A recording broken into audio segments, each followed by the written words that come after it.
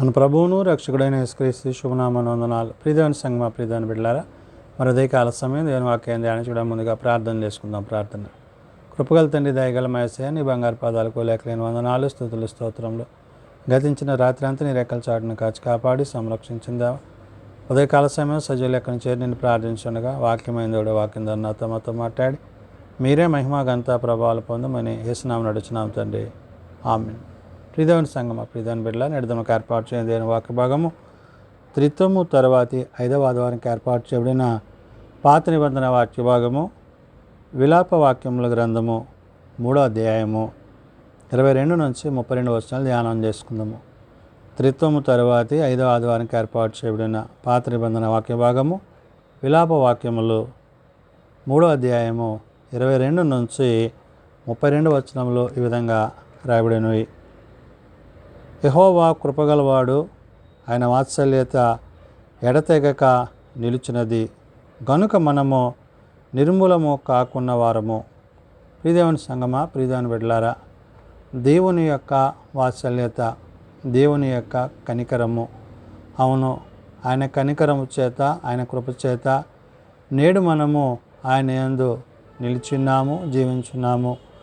భక్తుడైన ఇర్మియా గ్రంథంలో ఇర్మియా ఈ యొక్క విలాప వాక్యములను, అంటే ఇశ్రాయేలీయుల యొక్క పరిస్థితులను, వారి యొక్క విధి విధానాలలో వచ్చిన ఆ యొక్క ప్రతి బలహీనతలు ఏవైతే ఉన్నావో వాటిని ఉద్దేశించి ఈ యొక్క విలాప వాక్యములు రాయడం జరిగింది.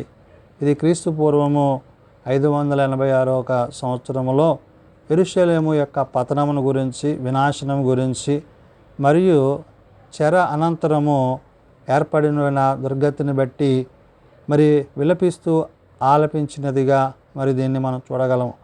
మరి ఈ యొక్క విలాప వాక్యాల యొక్క ఉద్దేశంలో మరి ఎక్కువగా మనకు కనిపించేది ఏంటంటే, మరి భక్తుడైన ఇర్మియా ఇక్కడ మాట్లాడుతున్న మాట ఏంటంటే ఉపవాస దినాల గురించి.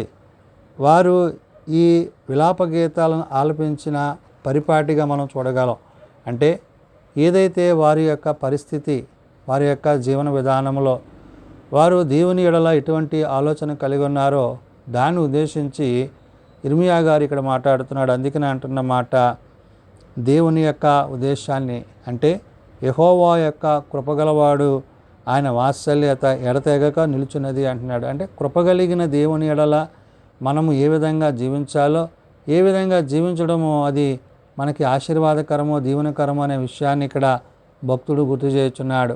అంటే విశ్వాస జీవితంలో మనం ముందుకెళ్తున్నప్పుడు దేవుని యొక్క ప్రతి విధమైన ఆశీర్వాదాలు మనం పొందుకుంటూ ఉంటాము.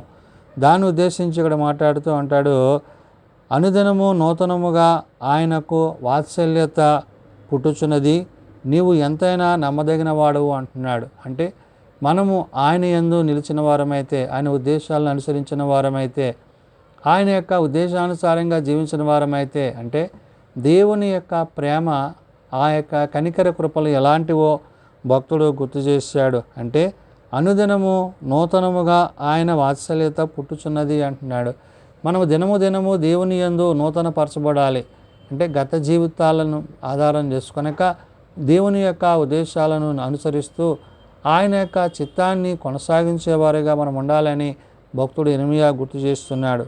కాబట్టి యెహోవా నా భాగమనియు నేను అనుకొనుచున్నాను, ఆయన యందు నేను నమ్మిక ఉంచుకొనుచున్నాను అంటున్నాడు. యెహోవా నా భాగము అంటే దేవుని యొక్క స్థితి ఏంటంటే మానవుడు ఆయన యందు, ఆయనతో పాటు సదాకాలము జీవించాలి. ఎప్పుడైతే మనము ఆయన యొక్క విషయాలను, ఆయన యొక్క ఆలోచనలను కలిగి ఎరిగి జీవిస్తామో అప్పుడు మన యందు ఆయన వాత్సల్యత, ఆయన కనికరము, ఆయన కృపలు విస్తరింపబడతాయి. వాటి ప్రకారము మనం ముందుకి కొనసాగింపబడతాము. కాబట్టి ఇక్కడ దేవుని యొక్క మాటలను గూర్చి ఆయన చెప్తూ, యెహోవా నా భాగమని నేను అనుకొనుచున్నాను, ఆయన యందు నేను నమ్మిక ఉంచుకొనుచున్నాను అంటున్నాడు. అంటే దేవునిలో మనము ఒక ఉన్నతమైన స్థితి కలిగి ఉన్నాము. ఎందుకంటే ఆయన శరీరమును, ఆయన రక్తమును మనకు ఆయన దారబోయడం బట్టి, అంటే కుమారుడైన క్రీస్తు యొక్క రక్తము చేత విమోచింపబడి మన పాపములను మనం విడుదల పొంది ఉన్నాము. తండ్రి అయిన దేవుడు తన కుమారుని మన కొరకు పంపించాడు. అంటే ఇహమందు కలిగే ప్రతి విధమైన శ్రమ, శోధన ఇవన్నీ కూడా దేవునిని మనము మరింత సమీపముగా ఆయనతో పాటు ఆయన యొక్క ఉద్దేశాలను ఎరిగి జీవించడానికి దేవుడు మనలను ఈ విషయాలలో ప్రత్యేకపరిచేవాడై ఉన్నాడు. కాబట్టి తను ఆశ్రయించు వారి ఎడల యెహోవా దయాళుడు, తను వెదకు వారి ఎడల ఆయన దయచూపువాడు అంటున్నాడు. ఎవరైతే ఆయన ఆశ్రయిస్తారో, ఎవరైతే ఆయన వెతుకుతారో, ఎవరైతే ఆయన యొద్దకు మరి కనిపెట్టే వారిగా ఉంటారో అట్టివారు మరి దేవుని యొక్క ప్రేమను కలిగి ఉంటారు. అంటే దేవుడు తన ప్రేమను వ్యక్తపరిచినప్పుడు ఆ వ్యక్తపరచబడుతున్న ప్రేమను మనం పొందుకునేవారుగా ఉండాలి. అలాగా ఆయన బిడ్డలుగా, ఆయన కుమారులుగా, ఆయన కుమార్తెలుగా. ఇక్కడ ఇర్మియా ద్వారా దేవుడు అదే విషయాలను గుర్తు చేశాడు. ఎందుకని? వారి యొక్క శ్రమదినాలను బట్టి, వారి దుఃఖ దినాలను బట్టి, వారు ఉపవాస దినాలను బట్టి దేవుని సన్నిధిలో వారు ఏదైతే కనిపెడుతున్నారో, దేవుని ఎదుట వారు ఏదైతే ఎదురు చూస్తున్నారో ఆ విషయాలన్నిటినీ ఇక్కడ గుర్తు చేశాడు. కాబట్టి నరులు ఆశ కలిగి యెహోవా అనుగ్రహించు రక్షణ కొరకు ఓపికతో కనిపెట్టుట మంచిది అన్నాడు. నరులను మానవులమైన మనం ఏం చేయాలా? ఆసక్తితో దేవుని యొద్ద ఆయన ఇచ్చే కనికర కృపకులకు మనం ఏం చేయాలంటే రక్షణ. అంటే రక్షణ అనేది మనకు ఎలాంటిదంటే నిత్యత్వానికి మనల్ని నడిపించేది, మరణముల నుండి జీవములోనికి నడిపించేది. రక్షింపబడ్డ ప్రతి విశ్వాసి కూడా దేవుని చిత్తాన్ని జరిగించేవాడై ఉండాలి. ఎందుకంటే రక్షకుడు మన కొరకు లోకానికి పంపబడ్డాడు. ఆయన ద్వారా మనకి రక్షణ అనేది అనుగ్రహింపబడింది. పాపం ఎలబడిలో ఉన్న మనలను ఆ యొక్క పాపాన్ని కొట్టివేయడానికి ఆయన కుమారుడి లోకానికి పంపబడిన విషయాన్ని ఇక్కడ మనం చూడగలం. అందుకని ఇక్కడ అంటున్నాడు, నరులు ఆశగలిగి యెహోవా అనుగ్రహించు రక్షణ కొరకు ఓపికతో కనిపెట్టుతా మంచిది. యవన కాలమున కాడిమోయట నరునికి మేలు అంటున్నాడు. అంటే నీవు నీ యవనేచ్ఛలను బట్టి కాక దేవుని యొక్క చిత్తాన్ని అనుసరించి, దేవుని ఉద్దేశాన్ని అనుసరించి, దేవుడు నీకు ఇచ్చే ప్రాధాన్యత ఏదైతే ఉందో ఆ యొక్క విలువైనది, ఆ ఉన్నతమైనది ఆయన యొక్క సన్నిధిలో నీవు నిత్యము ఆయనకు సాక్షిగా జీవించాలి. కాబట్టి అటువంటి స్థితిని మనం కలిగి ఉండాలి. ఆ స్థితిని కలిగి ఉండాలంటే యవనకాలం మందు కాడి మోయట నరునికి మేలు అంటున్నాడు. అంటే ఏంటి? నువ్వు దేవుని పని చేయటం ద్వారా, దేవుని పనిలో ఉండడం ద్వారా రాబోయే ఆశీర్వాదాలకు, దీవెనలకు నీవు కారకుడు అవుతావు. అందుకనే దేవుని యొక్క చిత్తాన్ని జరిగించే బిడలుగా, దేవుని చిత్తాన్ని నెరవేర్చే బిడలుగా మనం ఉండాలి అనే విషయాన్ని గుర్తు చేశాడు. అతని మీద దాన్ని మోపువాడు యెహోవాయే అన్నాడు. దేవుడే దాన్ని పెడుతున్నాడు. అంటే ఏంటి? నీవు ఎప్పుడైతే ఆయనను ఆశ్రయిస్తావో, ఎప్పుడైతే ఆయన సన్నిధిలో నీవు కనిపెడతావో, ఎప్పుడైతే నీవు ఆయన కొరకు ఎదురు చూస్తావో అప్పుడు ఆయన నీ పట్ల తన ఉన్నతమైన ప్రేమను కనుపరచువాడై ఉన్నాడు. కాబట్టి ఆ యొక్క యవనకాలం ముందు నీవు దేవుని యొక్క సన్నిధిలో నీ బాధ్యతగా, దేవుడు నీకు అప్పజెప్పిన పనిగా నీవు దాన్ని మరి ఎంచుకున్నట్లయితే అది నీకు ఆశీర్వాదకరము, దీవెనకరం అనే విషయాన్ని చెప్తున్నాడు. కాబట్టి అతని మీద దాన్ని మోపువాడు యెహోవాయే గనుక అతడు ఒంటరిగా కూర్చుండి మౌనముగా ఉండవలెను, నిరీక్షణాధారమును కలుగునేమో అనియు అతడు బూడిదలో మూతి పెట్టుకునవలెను అంటాడు. అంటే దేవుని దగ్గర నుంచి మనకు రావాల్సిన నిరీక్షణ అంటే ఆయన యందు నమ్మిక ఉంచువాడు, ఆయన యందు విశ్వాసం ఉంచువాడు ఎన్నటికీ ఆ యొక్క విశ్వాసం నుండి కోల్పోడు. అంటే ఏంటి? రక్షింపబడ్డ నేను దేవుని యొక్క చిత్తాన్ని కలిగి జీవించి ఆ ప్రకారం జీవించడం ద్వారా దేవుని యొక్క ఉద్దేశాలు మన యందు ప్రత్యేకింపబడతవి. కాబట్టి ఇర్మియా ద్వారా దేవుడు ఇక్కడ చెప్తున్న మాట ఏంటంటే నిరీక్షణాధారములు కలుగునేమో అనియు అతడు బూడిదలో మూతి పెట్టుకొనవలను అంటాడు. అంటే దేవుని ఎదుటి ఏంటి? ఉపవాసము అనగా ఏంటంటే దీక్షతో కూడినది. దేవుని యొద్ద నుండి రావాల్సిన ఆశీర్వాదాల కొరకు, దీవెన కొరకు కనిపెడుతూ ఆయన సన్నిధిలో మరి మౌనముగా దేవుని యొక్క చిత్తాన్ని జరిగించు వారముగా, ఆయనను వేడుకునే వారంగా మనం ఉండాలి. అంటే ఇతరులతో, మనుషులతో పోరాటం కాదు, కానీ దేవుని యొక్క ఉద్దేశాలు మన పట్ల ఏమై ఉన్నవో వాటి నిమిత్తమై ఇక్కడ గుర్తు చేస్తున్నాడు.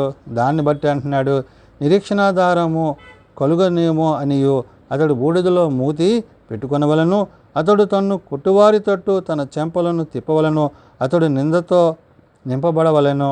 ప్రభువు సర్వకాలము విడనాడాడు, ఆయన బాధ పెట్టినను తన కృపా సమృద్ధిని బట్టి జాలిపడును అంటున్నాడు. అంటే ఎవరైతే మన కొరకు ఇన్ని శ్రమలు, కష్టాలు అనుభవించారంటే ఆయన పంపిన ఆయన కుమారుడైన క్రీస్తు ప్రభువారు. అంటే క్రీస్తుని బట్టి, క్రీస్తు ప్రేమను బట్టి నేడు నీవు నేను విమోచింపబడి, రక్షింపబడి మన కొరకు ప్రాణం పెట్టిన క్రీస్తు యొక్క మరి గాయాల నుండి మనకి స్వస్థతను ఆరోగ్యము కలుగుతున్నవి. అంత మాత్రమే కాదు, ఇక్కడ భక్తుడు ఇర్మియా చెప్తున్న మాట, అతడు తను కుట్టువాని తట్టు తన చెంపను తిప్పవలెను, అతడు నిందతో నింపబడవలను అంటున్నాడు. అంటే మన నిమిత్తము ఆయన నిందల పాలయ్యాడు, మన నిమిత్తం ఆయన కొట్టబడ్డై ఉన్నాడు, మన నిమిత్తం ఆయన శ్రమను అనుభవించాడు. కాబట్టి దేవుడు తన కుమారుని లోకానికి పంపించడంలో ఉద్దేశం ఏంటంటే, నీవు రక్షింపబడాలి, నీవు మరణంలో నుండి జీవంలోనికి రావాలి, నీవు నిత్య జీవాన్ని కలిగి ఉండాలంటే నీవు చేయలేని కార్యాన్ని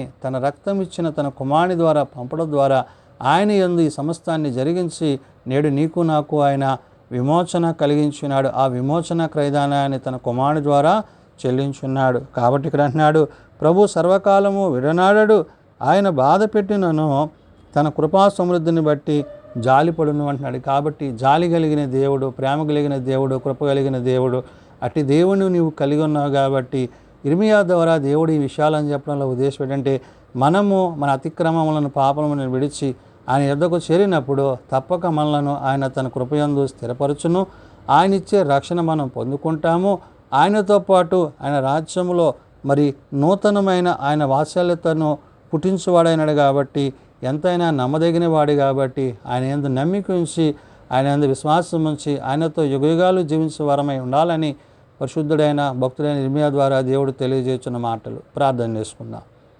ప్రేమ నమ్మకం కలిగిన మా తండ్రి, కృప కలిగిన దేవ, నిజమైన ఆయన, నిన్ను బట్టి నీ మాటను బట్టి జీవించుటకు, నీతో పాటు యుగయుగాలు కొనసాగుటకు మీరు ఇచ్చిన నీ నిరీక్షణ బట్టి, రక్షణను బట్టి, నీ వాత్సల్యతను బట్టి వందనాలు. అవును నాయన, నీ ప్రియభక్తుడైన ఇర్మియా ద్వారా అలనాడు నాయన, ఆనాడు నీ బిడ్డలు ఎన్నో శ్రమలు, శోధనలు, వేదనలు ఎదురైనప్పుడు అయా వారు నీ సన్నిధిలో ఏ విధంగా ఉపవాసం ఉండి కనిపెట్టి ప్రార్థించారో ఈ విషయాలను నీవు మాకు తెలియజేసి ఉన్నావు. కాబట్టి నాయన, నేడు మేము నిన్ను దీక్షభూని నీ యందు విశ్వాసముంచి నీ వాక్యానుసారంగా జీవించుటకు మాకు నేర్పించండి.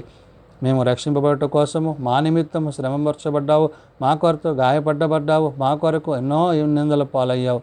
కాబట్టి నాయన, నీవు పొందిన దెబ్బల చేత నేడు మాకు స్వస్థతను, ఆరోగ్యమును కలిగి ఉన్నవి. నీవు ఇచ్చిన రక్షణ చేత మేము జీవము కలిగిన నీ మాటల చేత జీవించే కృపనిచ్చి ఉన్నావు. కాబట్టి నాయన, మేమందరము నీ యందు నమ్మిక కలిగి విశ్వాసం ఉంచి నీలో కొనసాగుటకు మాకు నీ కృప దయచేయండి. చిన్నబిడ్డలు, యవనులు, పెద్దలు, వృద్ధులు ప్రతి వారిని వారి వారి తరగతుల చొప్పున ఆశీర్వదించి దీవించండి. జన్మదినాలు, వివాహదినాలు, కుడికల కుటుంబాలను ప్రత్యేకపరచండి. తమ పిల్లలను పోగొట్టుకున్న కుటుంబాలను ఆదరించండి, ఓదార్చండి. ప్రభా, నేడు దిన పరిచర్యల సేవలో నీ సన్నిధి మాపై ఉంచమని, ఏ ఒక్కరూ నశించక అంతటందరూ ప్రభా నేను ఎరిగి తెలుసుకుని నీ వాక్యానుసారంగా నడుచుకుని నీవిచ్చే ఆ యొక్క నిత్యత్వంలో, నిత్యరాజ్యంలో యుగయుగాలు జీవించగలందులో కట్టి కృప దయచేయమని యేసునతో నామమున ప్రార్థించి వేడుకొనుచున్నాం తండ్రి. ఆమేన్. పరలోకమందున్న మా తండ్రి, నీ నామం పరిశుద్ధపరచబడుగాక, నీ రాజ్యం వచ్చుగాక, నీ చిత్తం పరలోకమందు నెరవేర్చినట్లు భూమి మీద నెరవేరుగాక. మానదినాడు మాకు దయచేయం. మళ్ళీ అపరాధం చేసిన వారిని మేము క్షమించున్న ప్రకారం అపరాధములను క్షమించుము.